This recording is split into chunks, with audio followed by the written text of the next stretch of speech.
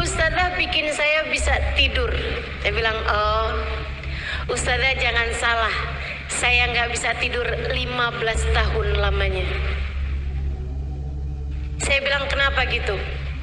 Dia pun mulai bercerita.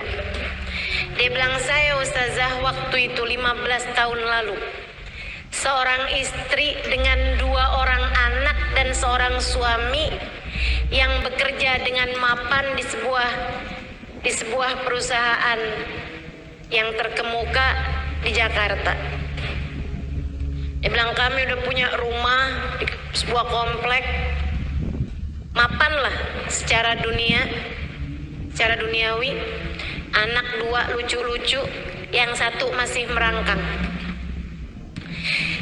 Dia bilang, satu malam saya ada diundang pesta sama salah satu kawan saya. Saya bilang sama suami saya malam ini mau pergi pesta. Suami saya kayak keberatan gitu. Saya bilang, kamu jangan egois jadi orang. Kadang-kadang kamu kalau mau pergi sama teman-teman kamu saya izinin, kenapa giliran saya yang mau jalan kamu malah nggak bolehin gitu. Pokoknya saya mau pergi, jangan gitu jadi orang egois begitu, nggak boleh. Dia bilang, saya pun pergi dengan sepertinya suami yang sedang keberatan sama saya. Pesta dilaksanakan di sebuah restoran mewah. Dia bilang, teman-teman saya mulai bubar jam 9:30. Saya pikir biarin sekalian suami saya biar tahu rasa. Susah kan jagain anak 2. Saya sengaja nggak pulang-pulang. Sampai di atas jam 10:30 baru saya setir mobil pulang ke rumah.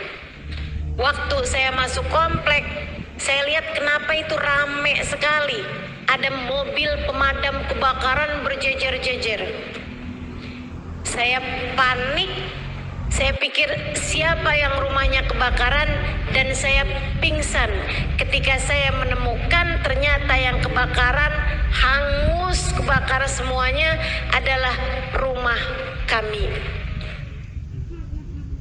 Saya pingsan, bangun-bangun saya di rumah sakit.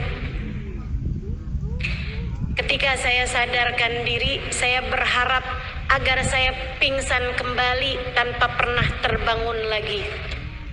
Ketika saya diberitahu bahwa suami saya meninggal dunia di kebakaran tersebut, anak saya yang pertama meninggal dunia, yang tersisa adalah anak saya yang merangkak dengan keadaan kulit yang sudah terbakar dengan luka bakar yang sampai membuat dia hidup dalam keadaan tidak normal.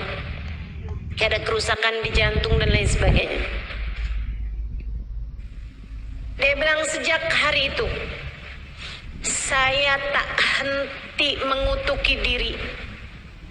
Saya selalu merasa bersalah, dihantui perasaan-perasaan yang tidak menyenangkan bertahun-tahun lamanya. Kami akhirnya memutuskan untuk pindah, saya dengan anak saya, di sebuah apartemen. Saya tidak bergaul dengan orang-orang. Dia bilang, anak saya sekarang Ustazah udah di usia 15-an tahun. Dia cantik sebenarnya, tapi memang kulitnya banyak kena luka-luka bakar itu. Dan juga anak saya tidak pasti apa yang dimaksudkan dengan tidak normal ya. Mungkin kayak bagian dalamnya atau apa. Tapi dia bilang secara kecerdasan anak saya ini Ustazah bahkan di atas rata-rata orang pada umumnya.